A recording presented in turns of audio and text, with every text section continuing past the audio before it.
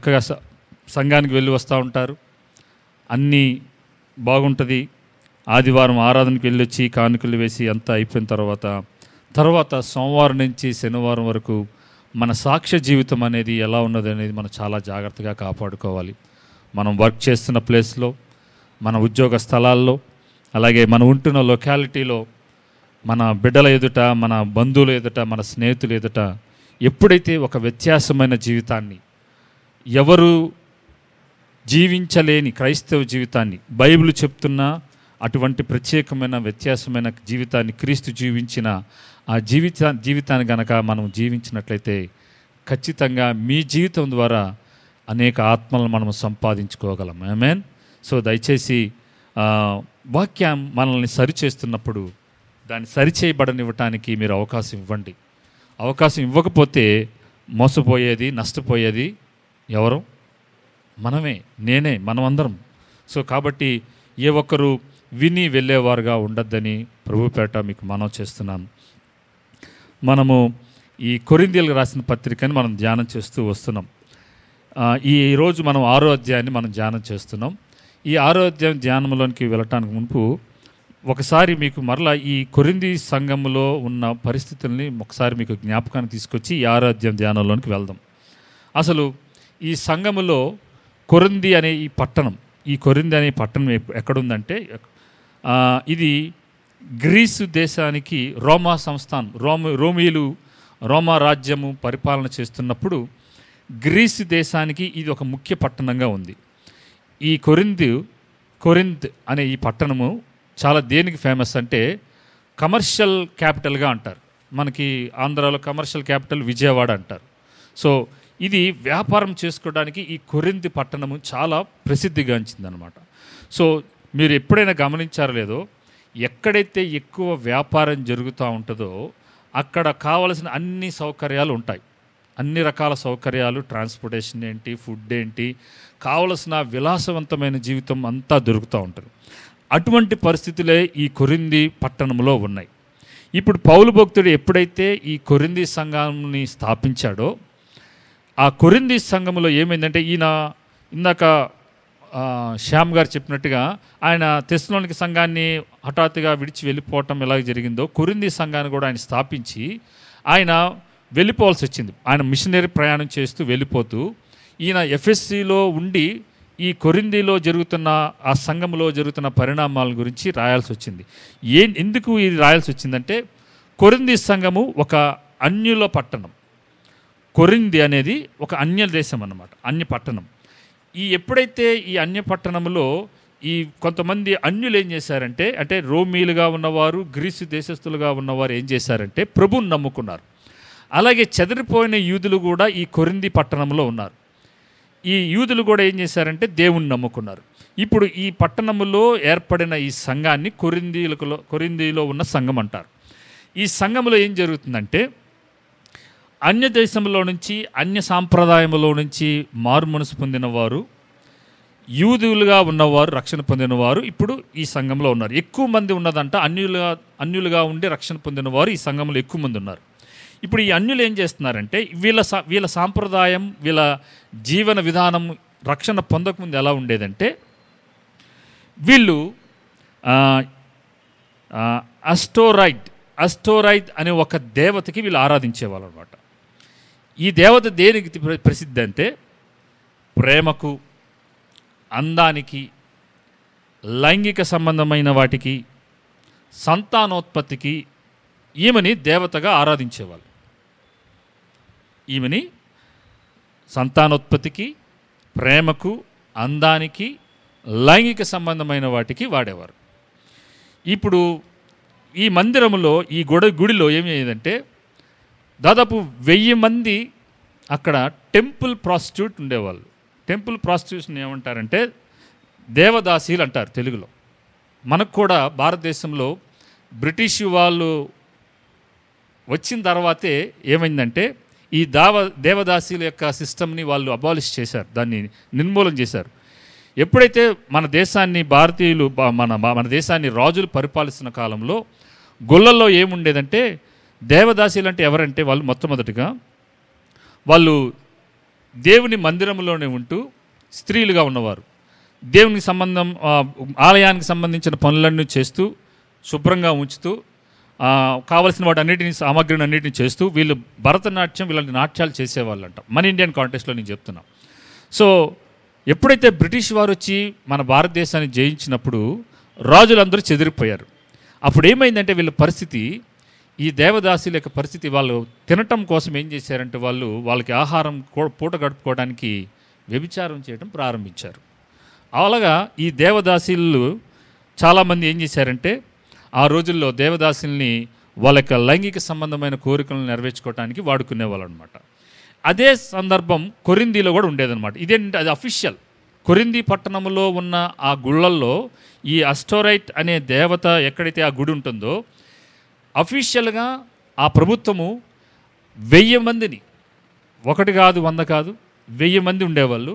ఇప్పుడు కొరింథీ పట్టణం దేనికి ప్రసిద్ధి అని చెప్పాను?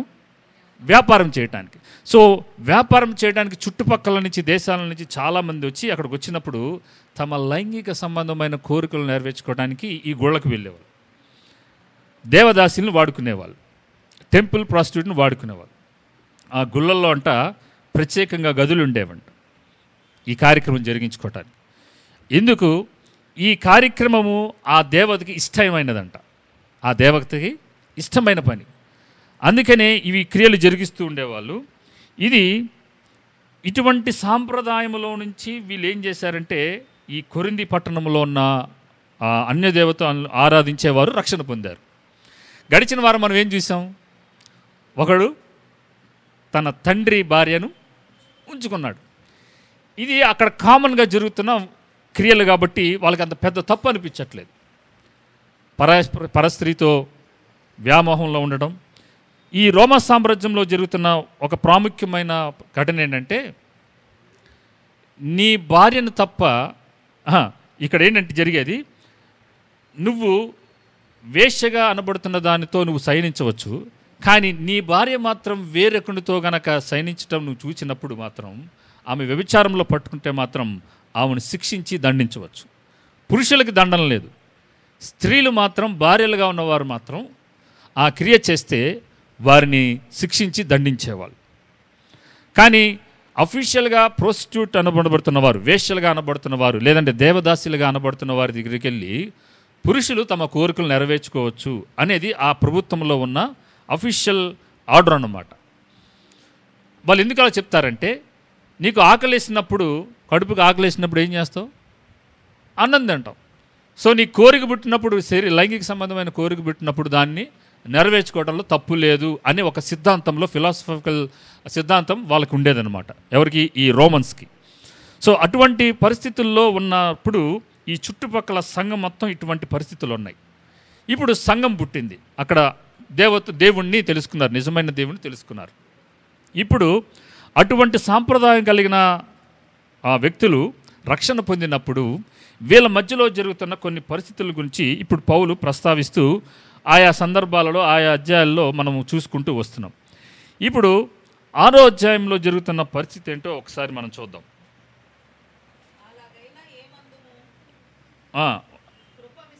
ఏది 6వ అధ్యాయం, 1 కొరింథీ 6వ అధ్యాయం. మీలో ఒకనికి మరొకని మీద వ్యాజ్యం ఉన్నప్పుడు వాడు పరిశుద్ధుల ఎదుట కాక,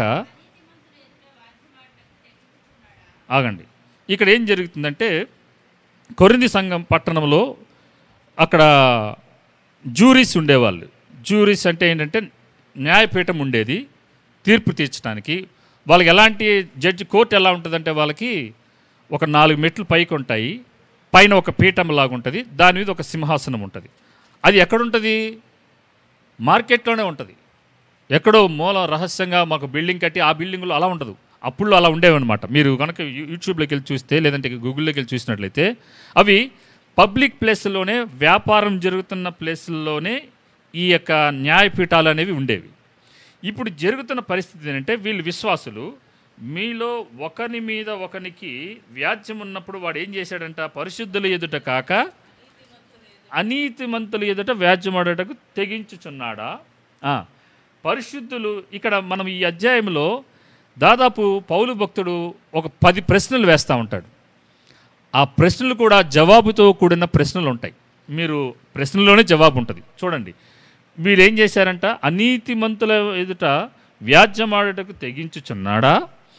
పరిశుద్ధులు ఏం చేయబోతున్నారంట? లోకమునకు తీర్పు తీర్చుదని మీరు ఎరుగరా? మీ వల్ల, ఇది మొదటి ప్రశ్న, మీ వలన లోకమునకు తీర్పు జరగవలసి ఉండగా మిక్కిలి అల్పమైన సంగతులను గూర్చి తీర్పు తీర్చుటకు మీకు యోగ్యత లేదా? ఇది రెండవ ప్రశ్న. మనము దేవదూతలకు తీర్పు తీర్చుదామని ఎరుగరా? ఈ జీవన సంబంధమైన సంగతులను గూర్చి మరి ముఖ్యంగా తీర్పు తీర్చవచ్చును కదా? నాలుగోది, కాబట్టి ఈ జీవన సంబంధమైన వ్యాజ్యములు మీకు కలిగిన ఎడల వాటిని తీర్చుటకు సంఘములో తృణీకింపబడిన వారిని కూర్చుండబెట్టుదురా? మీకు సిగ్గు రావాలని చెప్పుచున్నాను. ఏమి, తన సహోదరుల మధ్యను వ్యాజ్యము తీర్చగల బుద్ధిమంతుడు మీలో ఒకడైనా లేడా? అయితే సహోదరుడు సహోదరుని మీద వ్యాజ్యంచున్నాడు, మరి అవిశ్వాసులు ఎదుటనే వ్యాజ్యమాడుచున్నాడు. ఒకని మీద ఒకడు వ్యాజ్యమాడుట మీలో ఇప్పటికే కేవలము లోపము. అంతకంటే అన్యాయం సహించుట మేలు కదా? దానికంటే మీ సొత్తులను అపహరింపబడనించుట మేలు కదా అని చెప్పి 8వ వచనంలో ఏమంటాడంటే, అయితే మీరే అన్యాయం చేయుచున్నారు, అపహరించుచున్నారు, మీ సహోదరులకే ఇలాగూ చేయుచున్నారు అని ఇక్కడ ఒక వ్యాజ్యం గురించి ఎత్తుతున్నాడు. ఇక్కడ ఒకసారి ఆగుదాం. సర్వసాధారణంగా బైబిల్లో యేసు ప్రభు వారు సువార్తలో ఏం చెప్పాడంటే, ఒకవేళ నీ సహోదరుని మీద కనుక ఏవైనా ఉన్నట్లయితే, మనసులో ఏదైనా ఉన్నట్లయితే ఏం చేయమన్నాడు? వెళ్ళి ఆ వ్యక్తితో నీ బలిని అర్పించక మునిపే ఏం చేయాలంటే ఆ బలిని అక్కడ పక్కన పెట్టి వెళ్ళి అతనితో సమాధాన పడమన్నాడు. దారిలోనే వెళ్ళి అతనితో సమాధాన పడము అని చెప్పన్నాడు. కానీ ఇక్కడ వీళ్ళు ఏం చేస్తున్నారంట? ఒక కేసు వచ్చింది, ఒకరు మనస్పర్ధలు వచ్చాయి అనుకుందాం. ఏదో ఒక ఆర్థిక విషయమో వీళ్ళు అప్పు తీసుకెళ్ళి ఇప్పించారు. ఇప్పుడు ప్రస్తుతం సంఘంలో జరుగుతున్న పరిస్థితులు ఏంటంటే, విశ్వాసులు బాగానే ఉంటారు అప్పటికప్పుడు, కానీ పాస్టర్ గారికి తెలియకుండా ఏమవుతూ ఉంటాయి? విశ్వాసులు ఎక్స్చేంజ్ చేసుకుంటూ ఉంటారు. తీసుకెళ్ళి ఆ సహోదరికి అప్పు ఇప్పించడము, వీళ్ళ దగ్గర ఉన్న డబ్బులు ఇవ్వటము. నేను మా మెయిన్ చర్చిలో చూశాను. ఏమవుతుందంటే ఈ ఫైనాన్షియల్ మ్యాటర్స్ విశ్వాసుల్ని చాలా వరకు వాళ్ళని ఇబ్బందుల్లో పెట్టేసి ఆ సంఘం నుంచి దూరపరిచేలాగా, వారి మీద వ్యాజ్యం వేసుకునేలాగా చాలా వరకు సంఘంలో ఇటువంటి తలనొప్పులు తయారవుతున్నాయి.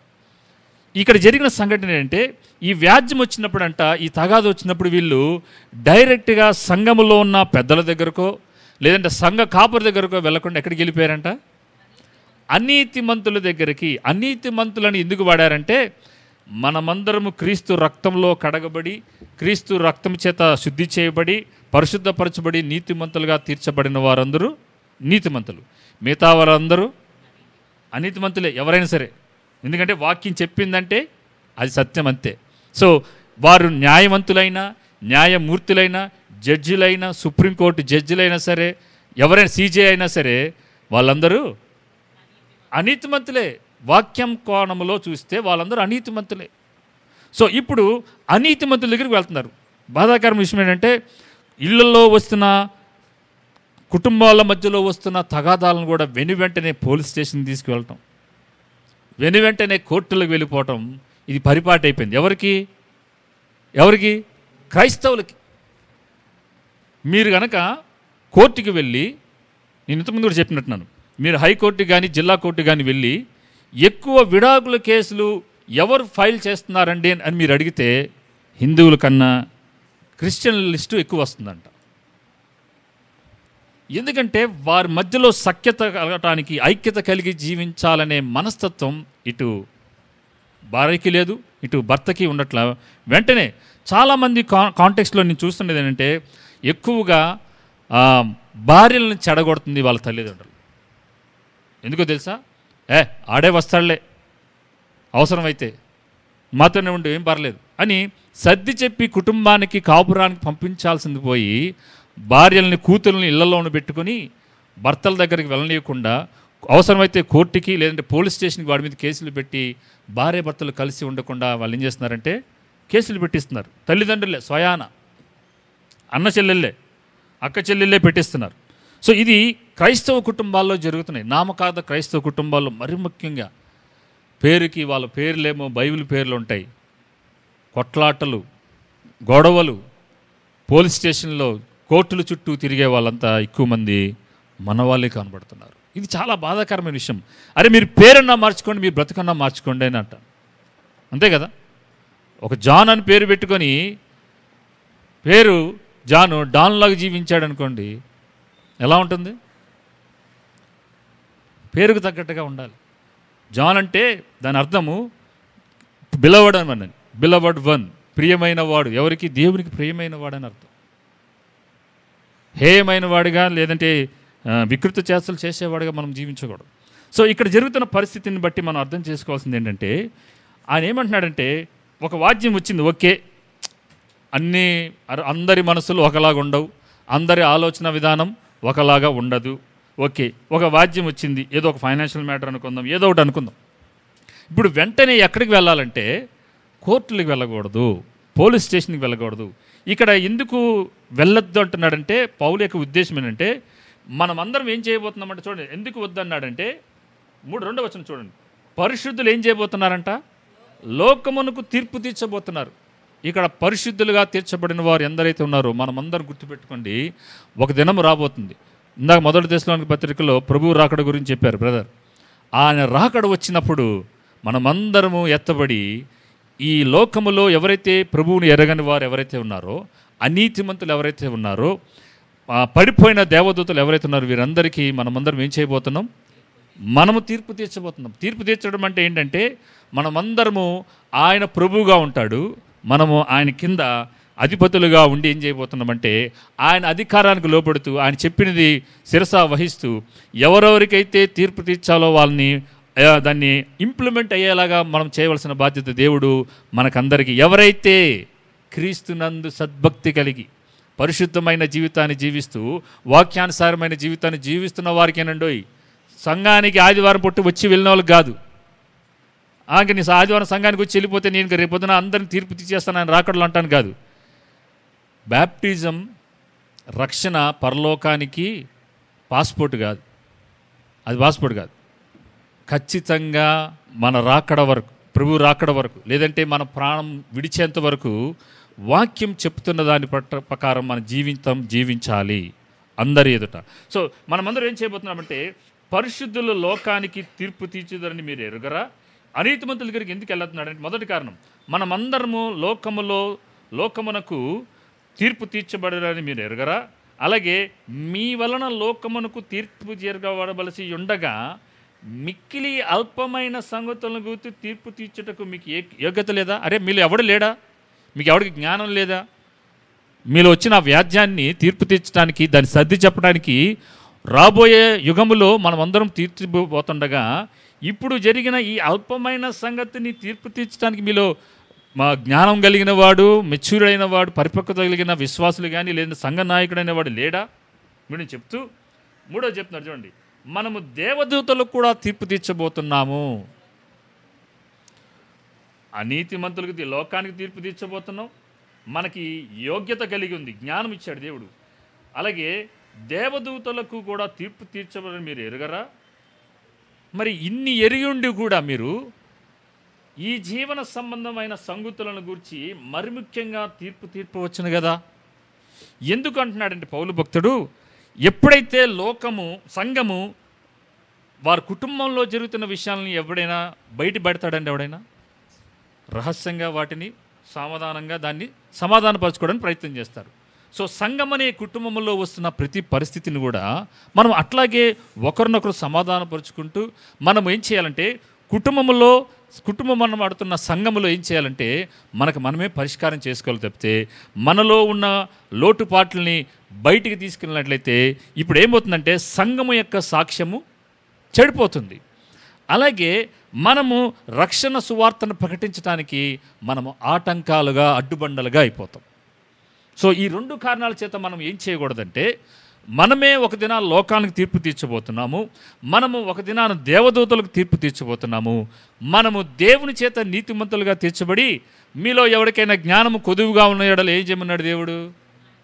ఆయన అడగబోన్నాడు, సమృద్ధిగా ఇస్తున్నాడు. సో ఆ జ్ఞానము, దేవుడు అనుగ్రహిస్తున్న వాక్య జ్ఞానములో నుంచి ఈ జీవన సంబంధమైన వ్యాపారంలో కలుగుతున్న ప్రతి వ్యాజ్యములను తీర్పు తీర్చుకోవడానికి కావాల్సిన ఆ జ్ఞానాన్ని దేవుడు ఇస్తాడుగా, మీకు ఇస్తాడుగా ఖచ్చితంగా. మరి ఎందుకు మీరు బయటికి వెళ్తున్నారు? ఎందుకంటే అక్కడ కొంత స్వలాభం ఉంది వారికి. చూడండి, ఇప్పుడు ఏం చేసి 4 వచనం చూడండి. కాబట్టి ఈ జీవన సంబంధమైన వ్యాజ్యములు మీకు కలిగిన ఎడల వాటిని తీర్పు తీర్చుటకు సంఘంలో తృణీకింపబడిన వారిని కూర్చుండబెట్టునిదురా. ఇక్కడ ఏం చేస్తున్నారంటే, దేవుడు సంఘములో తృణీకరించబడిన వారు అంటే ఎవరంటే రక్షణ పొందని వారిని, రక్షణ పొందని వారిని తీసుకొచ్చి ఇప్పుడు సంఘంలో కూర్చొని పెట్టలేదు. కానీ వీళ్ళు ఏం చేస్తున్నారంటే సంఘమే బయటికి వెళ్తుంది.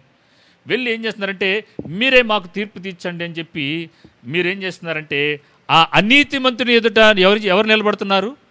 నీతిమంతులు నిలబడుతున్నారు.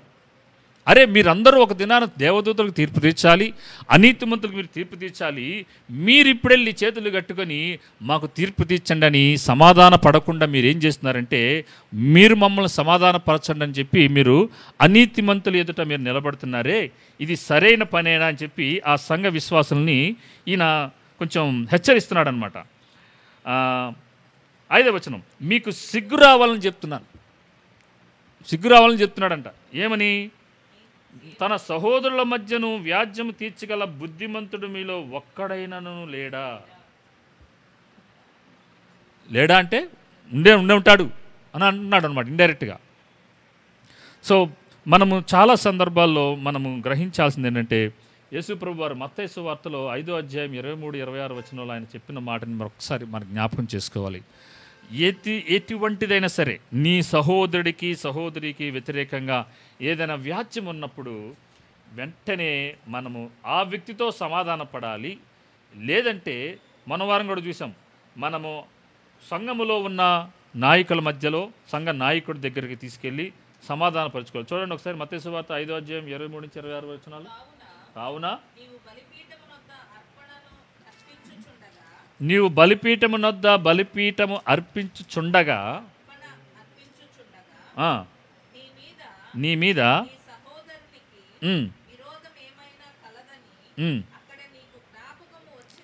ఆగండి, ఇక్కడ ఎవరి మీద విరోధంగా ఉందంట? నా మీద ఆయనకి ఆయాసంగా ఉంది. అది అని ఎప్పుడు గుర్తుకొచ్చింది? బలిపీఠం దగ్గర, అంటే ఆరాధన చేస్తున్నప్పుడు నీకు లేదు, కానీ నీ సహోదరుడికి నా మీద ఏదో ఉందని అప్పుడు గుర్తుకొచ్చింది. అప్పుడు ఏం చేయమన్నాడు చూడండి, బలిపీఠం ఎదుటనే అర్పణ అక్కడ పెట్టేసేసి మొదట వెళ్ళి అటు తర్వాత వచ్చి నీ అర్పణను సమర్పించుము అంటున్నాడు. చూసారా? ఇప్పుడు సమాధానపరచబడటానికి మనమే కారకులం, మరెవరు కాదు. దేవుని వాక్యంలో ధన్యతలు యేసుప్రభు వారు ఒక మాట అంటాడు, సమాధానపరచువారు ధన్యులు, వారు ఏమనబడతారు? దేవుని కుమారులు అనబడతారు. సో దేవుని కుమారులుగా మలచబడిన మనమందరము, దేవుని కుమార్తెలుగా మలచబడిన మనమందరము మనలో వస్తున్న అసమాధానాలని, వ్యాజ్యాలని, మనస్పర్ధలని, వీటన్నిటినీ మనమే పరిష్కరించుకోవాలి తప్పితే దయచేసి లోకములో పిలువబడుతున్న న్యాయాలని, చట్టాల దగ్గరికి మనం వెళ్ళటం తప్పని ఆయన అనట్లేదు. ఎప్పుడు వెళ్ళాలంటే నీకు అన్యుడిగా ఉన్నవాడికి మధ్యలో ఏమైనా మనస్పర్ధలు వస్తే, నీకు నీ సహోదరుడు ఎవరైతే రక్షణ పొందని వ్యక్తి మధ్యలో కలిగిన ఫైనాన్షియల్ మ్యాటర్స్ కానీ, లేదంటే ఏదైనా విషయంలో మీరు కనుక తలనొప్పులు కనుక వచ్చినట్లయితే మ్యాక్సిమం ఆ సహోదరుడితో సమాధాన పడటానికి మనం ప్రయత్నించాలి, అదే రక్షణ పొందిన వ్యక్తిగా. ఎందుకు? లేదంటే మన సాక్ష్యం పోద్ది, సంఘం యొక్క సాక్ష్యం పోద్ది, మనము వారిని దేవుని సన్నిధికి రావడానికి మనమే ఆటంకాలుగా అయిపోతాం. కాబట్టి మ్యాక్సిమం సాయశక్తిలో మనం ఏం చేయాలంటే సమాధానపరచబడటానికి మనం ప్రయత్నం చేయాలి. ఇంకనూ అతను తన వైపు నుంచి న్యాయపరంగా, చట్టపరంగా ఏమైనా ప్రయత్నం చేస్తుంటే అప్పుడు మనం ఏం చేయాలంటే కోర్టు దగ్గరికి వెళ్ళి మనము న్యాయబద్ధంగా ఆ తీర్పును మనం పొందుకొని తిరిగి రావాలి అనేది పౌలు తాత్పర్యం. చెప్తే న్యాయస్థానాలు, లోకంలో ఉన్న న్యాయస్థానాలు, చట్టాలు అవన్నీ దేవుని ద్వారానే ఏర్పాటు చేయబడ్డాయి. కానీ సంఘం అనేది ఏర్పడినప్పుడు మాత్రం సంఘములో కలుగుతున్న చిన్న చిన్న జీవన ప్రమాణములు, ఏవైతే జీవన సంబంధమైన వ్యాజ్యములు ఏవైతే ఉంటాయో వాటిని మీకు మీరే పరిష్కారం చేసుకోండి. మీ యొక్క స్థితి అంటే మీరు అర్థం చేసుకోండి. మీరు ఏం చేయబోతున్నారు? తీర్పు తీర్చబోతున్నాం. మీరు ఒకసారి అది ఊహించుకోండి. ఒకసారి వేవేల సంవత్సరాలు పరిశుద్ధుల సమూహములో, కొత్త భూమి కొత్త ఆకాశములో దేవుడే మన మధ్యలో సింహాసనాసీనుడై ఉన్నాడు. ఇప్పుడు ఆయన ఎదుట మనమందరము ప్రభువులకు ప్రభువుగా, అంటే మనము ఆయన పెద్ద రాజుగా ఉంటే, రాజులకు రాజుగా ఉంటే, మనము చిన్న సామంత రాజులుగా ఉండి ఏం చేస్తామంటే మనము అనేక సంస్థానాలకి మనకి దేవుడు అధిపతులుగా నియమించి వారిని తీర్పు తీర్చబోతున్న దినాలనే రాబోతున్నాయి. ఇది భవిష్యత్తులో జరగబోతున్న ఒక నిరీక్షణతో కూడిన క్రియ, ఆ సంఘటన అనేది జరగబోతోంది. మరి అటువంటి పరిస్థితి కలిగిన మీరు ఏంటి, ఈ లోకం మట్టుకే నేను జీవిస్తున్నాను, నేలబారు జీవితాన్ని, మనం ఈ లోకం కొరకమే నేను జీవిస్తున్నాను, క్రైస్తవ జీవితాన్ని మనం జీవించకూడదు అని పౌలు భక్తుడు ఏం చేస్తున్నాడంటే ఇక్కడ వారిని హెచ్చరిస్తూ వాళ్ళకి సిగ్గు వచ్చేలాగా ఈ మాటల్ని వాళ్ళతో పలుకుతున్నాడు. ఇప్పుడు 8వ వచనం చూడండి, 6 నుంచి 8 వరకు ఉన్న వచనాల్లో మనం అనుకోవచ్చు, మనము ఈ లోకములో ఉన్న విశ్వాసము, లోకరీతిగా మనం వెళ్తున్నప్పుడు, లోకరీతిగా మనం ప్రయత్నాలు చేస్తున్నప్పుడు మనం చేసేది ఏంటంటే, విశ్వాస ఏడాలో చేసినట్లయితే we are rejecting the things of God.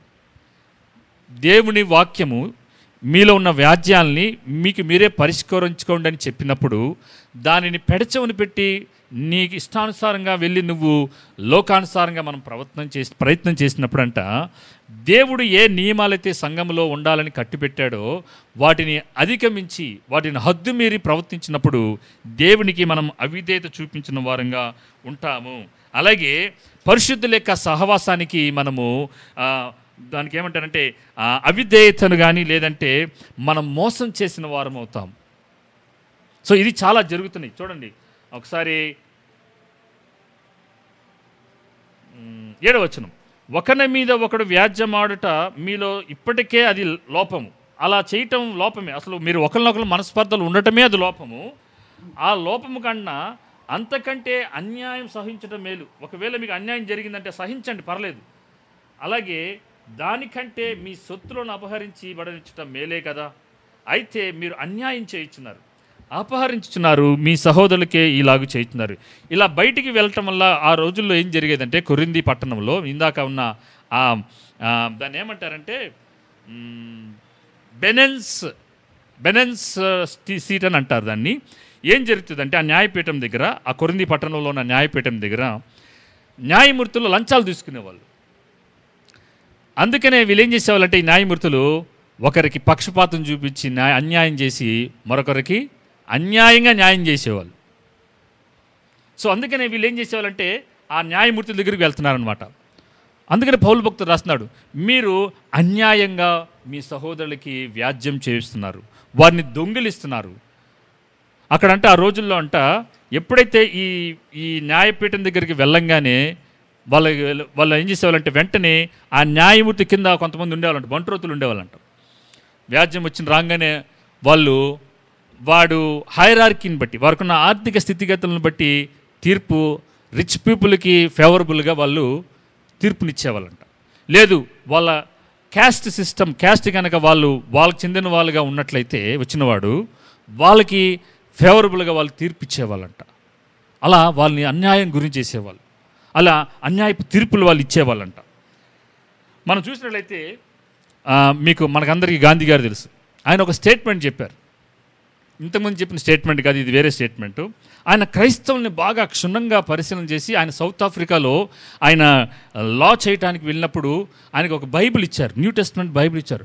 ఆయన అక్కడున్న దినములన్నింటిలో బైబిల్ చదివేసేసి ఆ న్యూ టెస్ట్మెంట్ని నేను ఎలాగైనా ఈ క్రీస్తును అనుసరించాలి అని అనుకున్నాడు. కానీ ఇండియాకు వచ్చిన తర్వాత, ఇండియాలో ఉన్న క్రైస్తవులను చూసిన తర్వాత ఆయన దాన్ని విరమించుకున్నాడంట. ఏం స్టేట్మెంట్ చెప్పాడంటే ఆయన, their aim is to be rich at the expense of their neighbors. మళ్ళా చెప్తున్నాను, their aim is to be rich at the expense of their neighbors. అంటే పొరుగు వారి యొక్క ఖర్చులతో వారంట ధనవంతులు అవ్వాలనుకుంటారంట క్రైస్తవులు.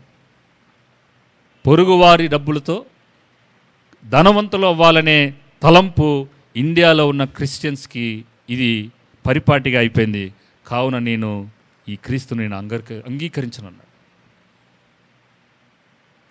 పక్షపాతం. మనకి పీతలు తెలుసు కదా, పీత యొక్క స్వభావం ఏంటంటే అది పైకి ఎక్కుతున్నప్పుడు ఇంకోటి పైకి ఎక్కుతుందంటే ఈ పీత ఇంకో పైకి ఏం చేస్తుందంటే దాన్ని లాగేస్తూ ఉంటుందంట, కిందకి లాగేస్తుందంట. అది ఎక్కదు, ఎక్కేదాన్ని కూడా ఎక్కనివ్వదు. చాలామంది క్రైస్తవుల్లో ఇటువంటి స్వభావం కలిగిన వారు ఉన్నారు. తన సహోదరుడు ఆత్మ విషయాల్లో అన్నిళ్ళగా వర్ధిల్లుతున్నప్పుడు ఆర్థికంగా కూడా ఎదగటానికి సంఘములో ఉన్న విశ్వాసులు వారికి తోడ్పాటునివ్వాలి. సంఘం అంటేనే కుటుంబం. కుటుంబంలో మన బిడ్డలు అధికంగా వృద్ధి చెందడానికి మనం ఏం చేస్తాం?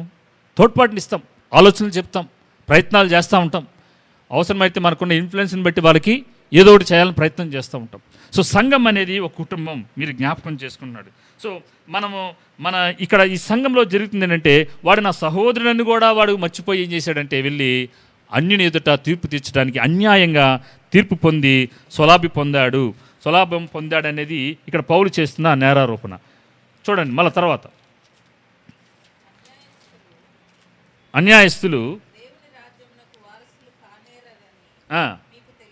ఇప్పుడు చూడండి, ఇప్పుడు అన్యాయస్తులు అంటే ఎవరు? అనీతిమంతులు, అన్యాయస్తులు. ఇక్కడ ఎవరైతే అన్యాయం చేసిన వారు ఎవరైనా సరే వారు దేవుని రాజ్యాన్ని పాలుభాగస్తులు కారు. కానేరని మీకు తెలియదా? మళ్ళీ ప్రశ్న, మోసపోకుడి.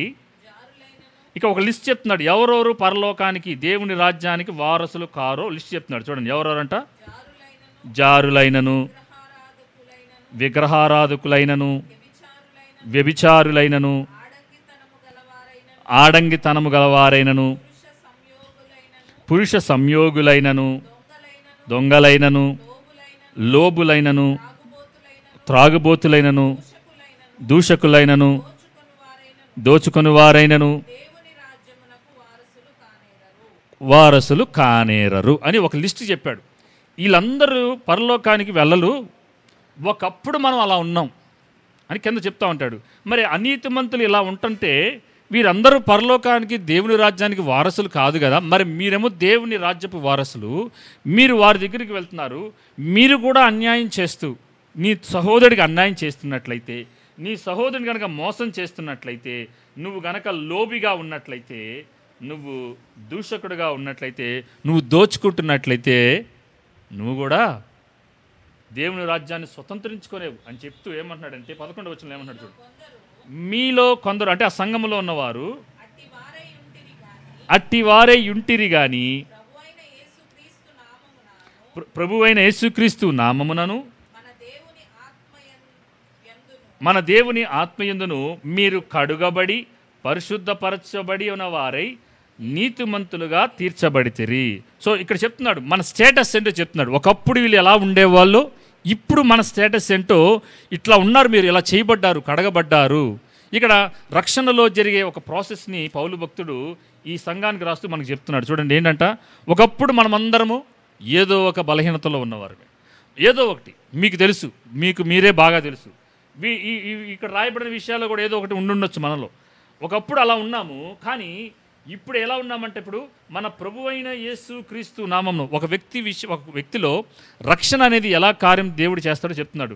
యేసు క్రీస్తు నామమున మన దేవుని ఆత్మయందును మనం అందరం ఫస్ట్ ఏం చేస్తామంటే చేయబడతామంట, కడగబడతాం. ఫస్ట్ కడగబడటం దేనికోసం? ఇప్పుడు అంట్లు కడిగారు మీ ఇంట్లో, కడగబడింది దేనికి?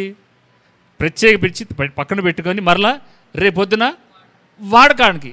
అందుకోసమే దేవుడు ఫస్ట్ ఏం చేశాడంటే, మనల్ని మన పాపములన్నిటినీ ఆయన రక్తంతో కడిగేసేసి ప్రత్యేకపరచుకొని పరిశుద్ధపరచుకొని ఏం చేశాడంటే ఇప్పుడు నీతిమంతులుగా తీర్చాడు. ఇప్పుడు మనల్ని తన రక్తంతో కడిగి మీరు నావారు అని ఏం చేశాడు, మనల్ని ఒక పక్కన పెట్టుకున్నాడు, పరిశుద్ధపరిచాడు.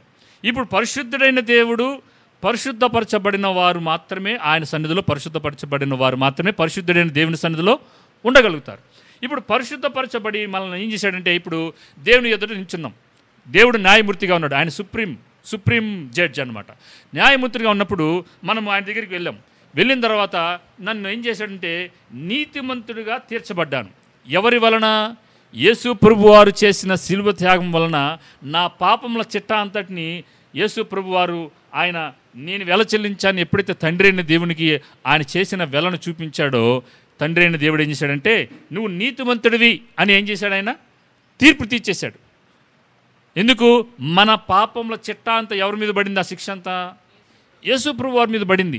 ఇప్పుడు మనం అందరము పరిశుద్ధపరచబడ్డాము, మనం శుద్ధి చేయబడ్డాము, కడగబడి నీతిమంతులుగా చేయబడి నీతిమంతులుగా తీర్పు తీర్చబడ్డాం. ఇట్లా ఉన్న మీరేం చేశారంటే, అన్నిటి యందు నాకు స్వాతంత్రం కలదు. ఒకప్పుడు మన స్థితి ఏంటో చెప్తున్నాడు, ఇప్పుడు మనం ఏంటో చెప్తున్నాడు. ఇప్పుడు మనం కడగబడిన పాత్రలుగా ఉన్న మనము, నీతిమంతులుగా తీర్చబడి పరిశుద్ధులుగా మనము తీర్చబడిన మనమందరమంట, మనము మరలా లోకమాలిన్యంలోనికి వెళ్ళకూడదు, మరలా అన్యాయస్తులోకి వెళ్ళకూడదు. ఎందుకు? కింద చెప్తాడు చూడండి, అన్నిటి యందు నాకు స్వాతంత్రం కలదు, అన్నీయూ చేయదగినవి కావు, అన్నిటి యందు నాకు స్వాతంత్రం కలదు, కానీ నేను దేని చేతను కొనబడలను. అంటే ఇక్కడ ఏమంటున్నాడంటే, ఆ పట్టణంలో అన్నీ కామని. ఇందా మీకు చెప్పాను కదా, ఏదైనా ఫ్రీగా చేసుకోవచ్చు, అఫీషియల్గా చేసుకోవచ్చు, కానీ అన్నీ చేయదగినవే. కానీ అన్నివి నాకు స్వాతంత్రం ఉంది, నాకు అన్నీ చేయదగినవి కావు. అన్నివి మనలో వ్యాజ్యం రాగానే వెంటనే నేను అన్యాయపు తీర్పు దగ్గరికి నేను వెళ్ళొచ్చు, స్వతంత్రం ఉంది, కానీ అవన్నీ చేయదగినది కాదు. వాక్యపు కాంటెస్ట్లో, సంఘము కాంటెస్ట్లో అవన్నీ చేయదగినవి కాదు. ఎప్పుడైతే మనము ఇందాక చదివిన వాటన్నిటిలో, ఇది 9వ వచనంలో జరిగిన వాటిలో 10 ఆజ్ఞల్లో ఉన్న ఆజ్ఞల్లో 5 ఆజ్ఞలు కనబడతా ఉంటాయి మనకి. ఏంటివి? వ్యభిచారం చెయ్యొద్దు, విగ్రహారాధన చెయ్యొద్దు, దొంగతనం చెయ్యొద్దు, దోచుకోవద్దు, అంటే పొరుగువాన్ని ఏది ఆశించద్దని ఉంది కదా. సో ఇవన్నీ చేసేవారు ఏం చేస్తారంటే, మిగతా వాటిని కూడా వాళ్ళు 10 ఆజ్ఞల్లో మిగతా వాటిని కూడా వాళ్ళు త్రొట్టెలుతారు అనేది ఒక దైవజనుడు చెప్పడం నుంచి చదివాను. సో ఇక్కడ చాలామంది ఏమంటారంటే, ఒక దైవజనుడు చెప్పిన స్టేట్మెంట్ ఏంటంటే, those who do the devil's work can never receive God's wages. చాలామంది సమాధుల మీద, క్రైస్తవుల సమాధుల మీద ఏముంటాయంటే, క్రీస్తునందు మృతులు ధన్యులు, తర్వాత వారి మరలా తిరిగి రాకడలో లేపబడదు. రెండు, క్రీస్తునందు మృతులు అంటే క్రైస్తవ కుటుంబంలో పుట్టి చనిపోయి వాళ్ళకి ఇష్టానుసారమైన జీవితాన్ని జీవించి పాతి పెట్టబడిన వారు పరలోకానికి వెళ్తారు అనేది లేదు. క్రీస్తునందు అంటే వారి జీవితాన్ని, ఆయనకి ఇష్టమైన జీవితాన్ని జీవించిన వారు మాత్రమే పరలోకానికి వెళ్తారు. కానీ బాధాకరం విషయం ఏంటంటే, వీళ్ళ జీవితం ఏమో డెవిల్స్ జీవితం ఉంటుంది, కానీ వేతనం ఏమంటే ఏం కావాలంట? దేవుని దగ్గర నుంచి మాకు పరలోకం కావాలంటారంట. ఇది ఎలా సాధ్యం? నువ్వేమో నీకు ఇష్టానుసారంగా జీవించేసేసి చనిపోయిన తర్వాత నా పెట్టి మీదేమో, నా సమాధి మీదేమో ఏంటి ఇంకోటి ఉంటుంది కదా, ఇంకోటి ఏంటి మహిమ ప్రవేశం అని చెప్పి ఉంటుంది. ఇంకోటి ఏంటంటే నా పరుగు కడముట్టించి తిని విశ్వాస పోరాటం సాగించి తిని అని రాసి ఉంటుంది. ఏం పరుగు కడముట్టించావు నువ్వు? ఏం పోరాటం చేసావు నువ్వు? ఏమి లేదు. తన కోరికలు నెరవేర్చుకునే పోరాటం చేశాడు. ఇష్టానుసారంగా జీవించి, స్టేట్మెంట్లేమో శిలాపలకాల మీదేమో, వాక్యపు శిలాపలకాల మీద రాపించుకొని పరలోకాన్ని వెళ్ళిపోతామా? ఆయన రాకడలో ఎత్తబడతామా? అస్సలు జరగదు ప్రియులారా. అందుకనే ఈ స్టేట్మెంట్ మీరు గుర్తుపెట్టండి. Those who do not do the devil's work can never receive God's wages, but కానీ they will receive the wages of death. కేవలం ఒకే ఒక వేతనం వారికి దొరికింది, ఏంటంటే మరణం అనే వేతనం. పాపం యొక్క జీతం మరణం, అంతే. అదే ఇస్తాడు దేవుడు, అదే ఇస్తాడు, ఆ జీతమే ఇస్తాడు. సో మనకి ఇష్టానుసారమైన జీవితాన్ని ఎలా పడితే అలా జీవించేసేసి నాకు పరలోకం కావాలంటే అది ముడియాదు, అది ఎన్నటికీ కుదరదు. దయచేసి ఇది జ్ఞాపకం చేసుకోండి ప్రియులారా. మనము సంఘముగా కూడి వస్తున్న ప్రతిసారి దేవుడు మనల్ని సరిచేయటానికి మాత్రమే ఇష్టపడతాడు. ఆయన సన్నిధిలో మనం పరిశుద్ధమైన వధువులుగా ఉండటానికి. 11వ వచనాన్ని ఒకసారి మనం ఇందా చదివినట్టుగా ఒక దైవజన్ చెప్పిన స్టేట్మెంట్ని ఒకసారి మీతో చెప్పాలని ఆశపడుతున్నాడు. God called us in Christ, He justified us in Christ, He sanctified us in Christ, He will perfect us in Christ, He will glorify us in Christ. మనమందరము పరిశుద్ధపరచబడి, కడగబడి, పరిశుద్ధపరచబడి, తీర్పు తీర్చబడిన మనమందరమంట క్రీస్తునందు మనల్ని అందరినీ పిలిచాడు. ఇక్కడ ఉన్న మనల్ని అందరినీ పిలిచి నీతిమంతులుగా చేసి, మనల్ని పరిశుద్ధపరిచి, మనల్ని నీతిమంతులుగా చేసి, మనల్ని అందరినీ పరిపక్వతలోకి తీసుకెళ్ళి ఒక దినాన మనల్ని అందరినీ మహిమపరచబోతున్నాడు. మహిమపరచబోతున్నాడు మనందరూ. ఏంటి ఆ మహిమ? లోకానికి తీర్పు తీర్చబోతున్నాం, దేవదూతలకు తీర్పు తీర్చబోతున్నాం. ఆయనతో పాటు వేవేల సంవత్సరం నిత్యత్వంలో ఆయన సింహాసనం ఎదుట కూర్చొని మనమందరం ఆ కొత్త భూమి కొత్త ఆకాశంలో ఆయనతో పాటు మనం ఉండబోతున్నాం. ఇది మహిమకరమైన జరగబోతున్న ఉన్నతమైన సంఘటన ప్రియులారా. మరి ఈ లోకం కోసమే మన జీవితాల్ని, ఈ లోక సంబంధమైన వాటి కోసమే మనము వాటిని వేస్ట్ చేసుకున్నట్లయితే ఇవి పైన చెప్పిన లిస్టులో ఎవ్వరు దేవుని రాజ్యానికి వారసులు. నువ్వు దేవుని బిడ్డగా సంఘానికి ఆదివారం వెళ్తున్నప్పటికీ కూడా మనం పరలోకానికి వెళ్ళాం అవి చేస్తున్నట్లయితే. ముందుకు వెళ్దాం. భోజన పదార్థములు కడుపునకును కడుపు భోజన పదార్థములకును నియమబడి ఉన్నవి. దేవుడు వాటిని నాశనం చేయను. దేహము జారత్వం నిమిత్తము కాదు కానీ ప్రభువు నిమిత్తమే, ప్రభువు దేహం నిమిత్తమే.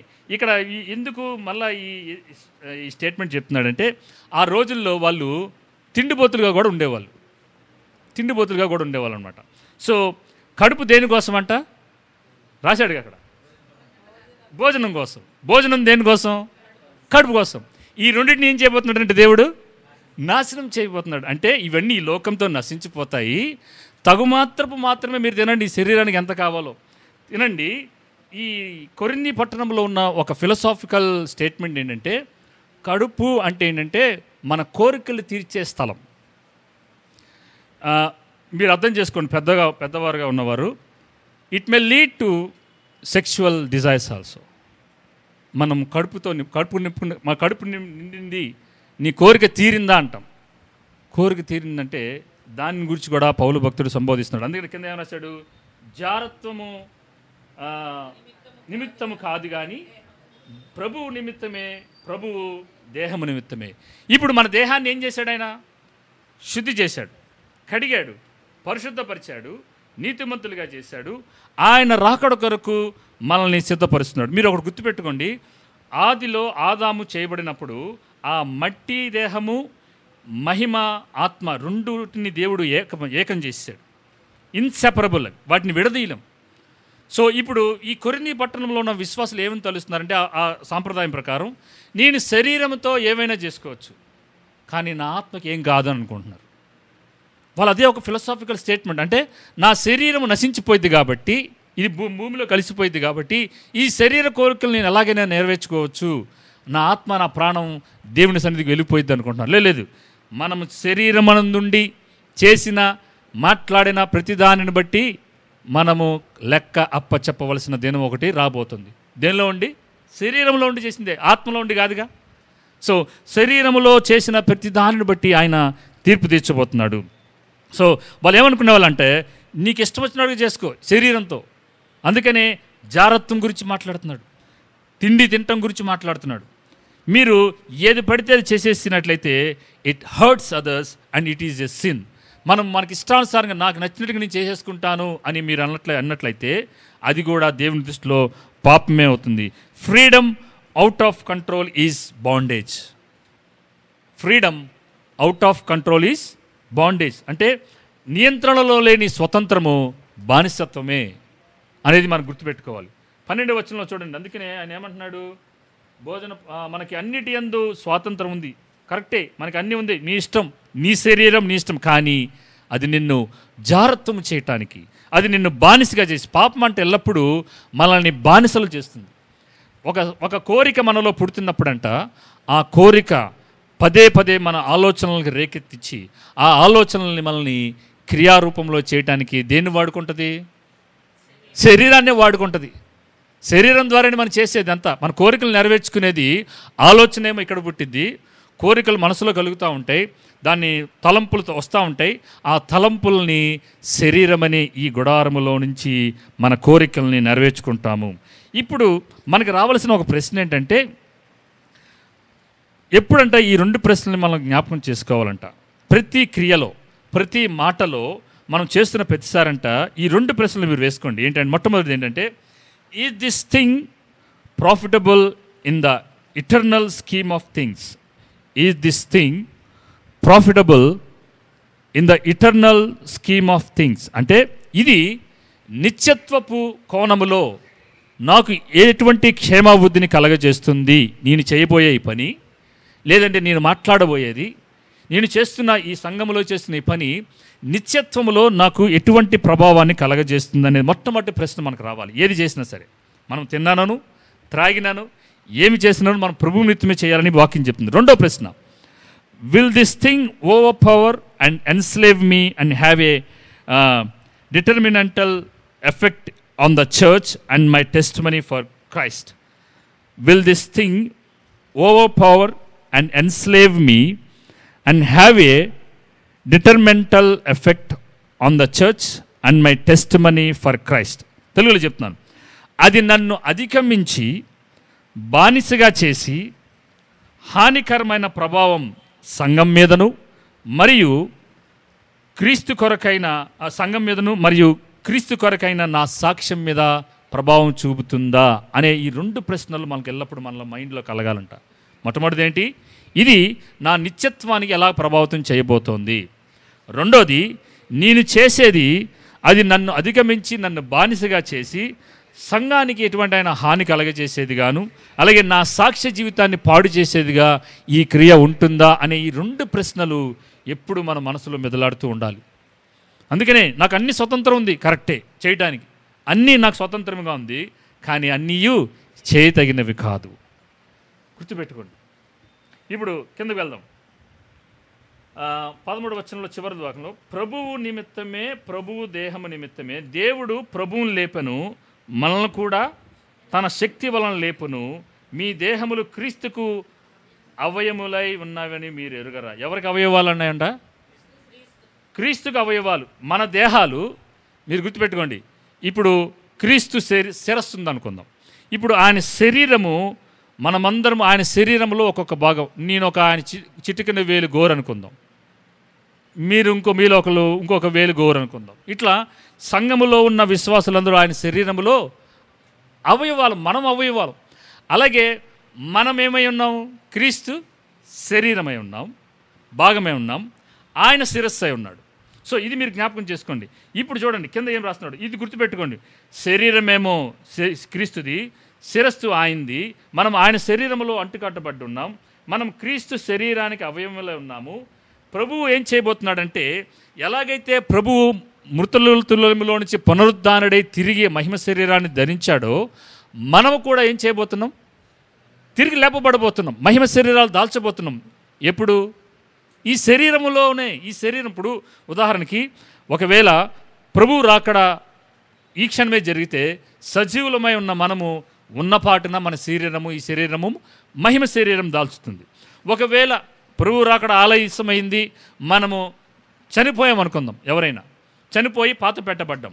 ఇప్పుడు ఆయన రాకడలో ఏమవుతుందంటే, పాత పెట్టబడిన ఈ శరీర సౌష్టం ఏదైతే ఈ ఆకారం చూసారా, ప్రసాద పాలకనే ఈ శరీర ఆకారం చూసారా, ఈ ఆకారంతోనే లేపబడతాం.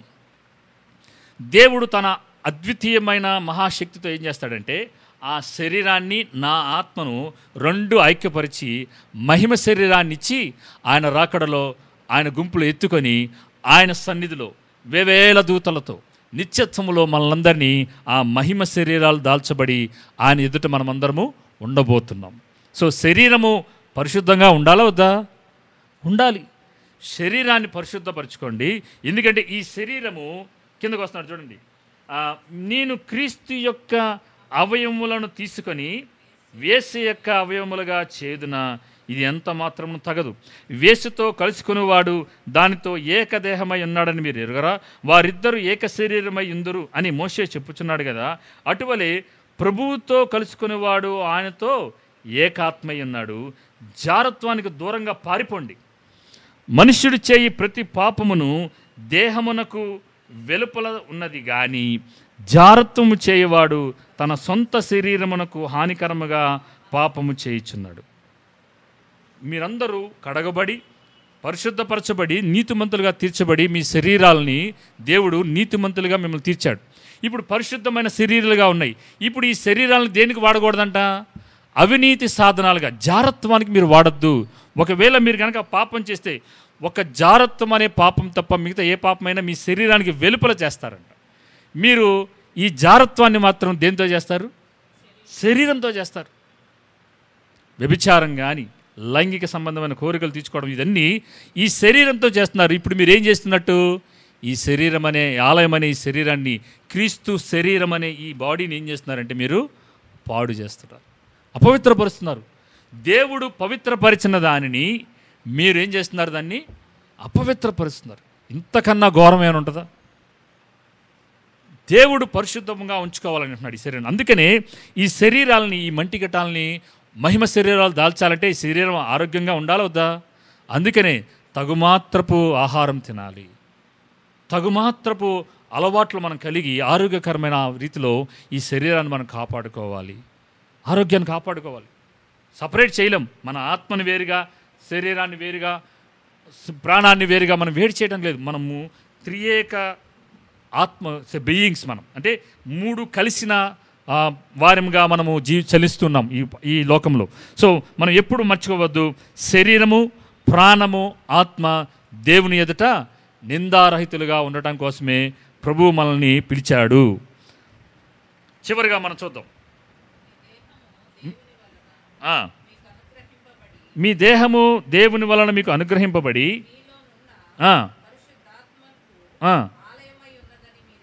మీరు ఎరుగరా కనుక బాహుపరచడి. ఇప్పుడు మీకు ఒక వస్తువు కొనిచ్చారు, ఒక వస్తువు కొన్నారు, అది మీది. వేరేవాడు వచ్చి వాడుకుంటే, వేరే దానికి వాడుకుంటే మీరు ఒప్పుకుంటారా? అదే యేసుప్రభు వారు చెప్తున్నారు, నేను కొన్నాను మీ శరీరాన్ని, మీ ఆత్మను, ప్రాణము నేను కొనుక్కున్నాను. ఇప్పుడు ఈ శరీరంతో గనక మీరు దాన్ని జారత్వాన్ని కనుక మీరు వాడుకున్నట్లయితే నేను రావాల్సిన తీర్పును మేము తీసుకొస్తాను. జారత్వము అనేది ఒకసారి చూడండి, ఇక్కడ ఏమంటున్నాడంటే జారత్వానికి దూరంగా పారిపోమంటున్నాడు. జారత్వం ఉన్న స్థితిలో ఏమవుతుందంటే మనము వాటి క్రియల చేత మనం నియంత్రించబడతాం. అందుకని యోసేపు చూసినట్లయితే పోతిఫరు భార్య తనతో సైనించమని చెప్పి అడిగినప్పుడు ఏం చేశాడు ఆయన? వద్దమ్మా అని చెప్పి అక్కడే ఉన్నాడా? ఆమెను తోసేసి పారిపోయాడు. అందుకని తిమోతి కూడా యవ్వనేచ్ఛల నుంచి పారిపోమని ఉంటుంది. సో శరీర కోరికలు అక్కడ నెరవేర్చబడటానికి అపవాది మన శరీరాలను వాడబడటానికి ప్రయత్నం ఒక స్త్రీ ద్వారా చేస్తున్నట్లయితే వెనువెంటనే అక్కడి నుంచి పారిపోవటం ఉత్తమం. అక్కడ ఉండి శోధన జయించే కన్నా ఆ శోధనకు లోబడకుండా ఉండడానికి అక్కడి నుంచి అంటే మనం పారిపోవాలంట. లేదంటే అపవాది పవిత్రపరచబడిన శరీరాలని జాగ్రత్తం చేయడానికి వాడుకునేలాగా వాడు సతువిధాలుగా ప్రయత్నం చేస్తాడు అని అంటున్నాడు. సో మనమంట ఎప్పుడైనా సరే మీరు జాగ్రత్తం చేస్తున్న ప్రతిసారి ఏం చేస్తున్నారంటే ఆ స్త్రీతో ఏకమై ఉన్నట్టు. ఎలాంటిదంటే ఇప్పుడు మీరు ఒక బ్యాంకుకి వెళ్ళి బ్యాంకుకి కన్నం వేసి డబ్బులు తెచ్చుకొని మీరు వాడుకుంటున్నట్లయితే అది మీ సొత్తే అవుతుందా?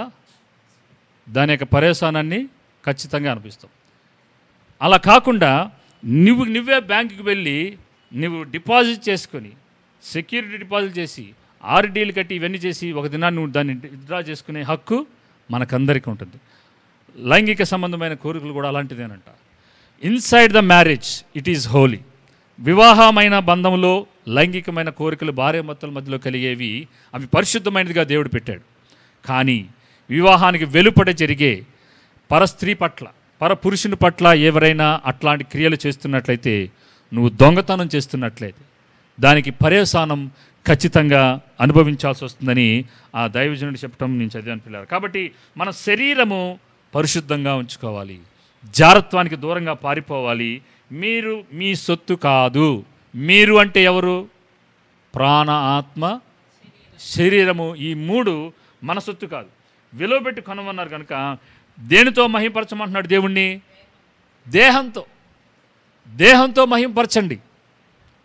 ఆత్మతో సత్యముతో ఆరాధించాలి కరెక్టే. మీ దేహంతో కూడా దేవుణ్ణి మహిమపరచడం అంటే దీన్ని పరిశుద్ధంగా కాపాడుకోవడం. దీనిని ఎటువంటి అపవిత్రమైన తలంపులు, ఎటువంటి అపవిత్రమైన ఆలోచనలు, అపవిత్రత అంటే గుర్తుకొచ్చింది.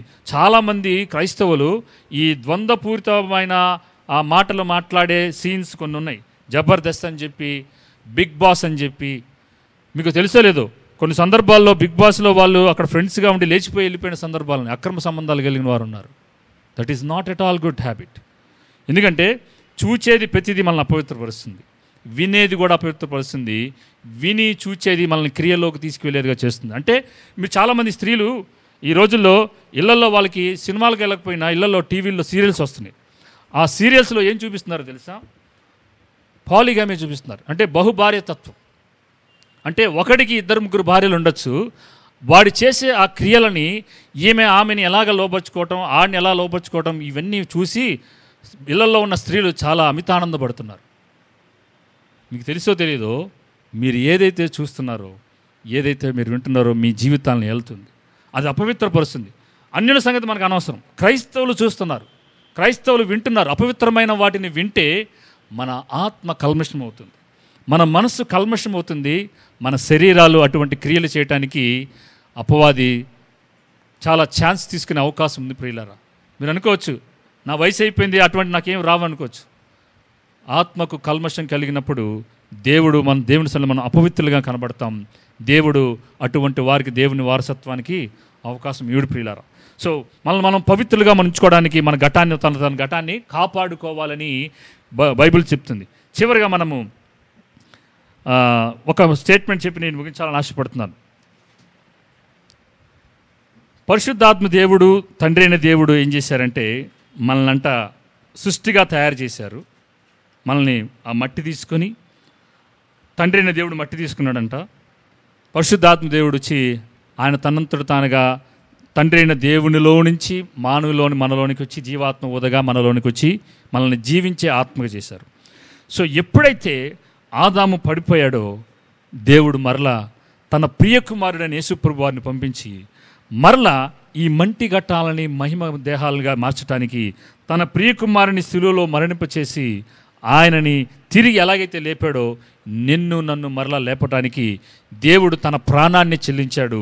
ఎవరు దీన్ని తృణీకరించవద్దు, ఎవరు దీన్ని అయోగ్యంగా ఎంచవద్దు అని చెప్పి నేను మీకు మనవి చేస్తున్నానని చెప్పి ఆ దైవుని చెప్పడం నుంచి. So how can we defile God's temple by using our bodies for immorality?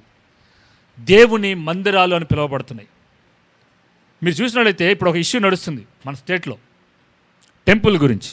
అర్థం చేసుకోండి, వాళ్ళు అంత పవిత్రంగా ఎంచుతున్న దాన్ని వాళ్ళు ఆ మాటలను స్టేట్మెంట్ చేయకుండా ఉండాల్సింది. చాలా హై స్టేట్లో ఉన్నవాళ్ళు దాన్ని సీక్రెట్గా దాన్ని డీల్ చేయాల్సింది. ఇప్పుడు ఎంతోమంది మనోభావాలు దెబ్బతింటాయి.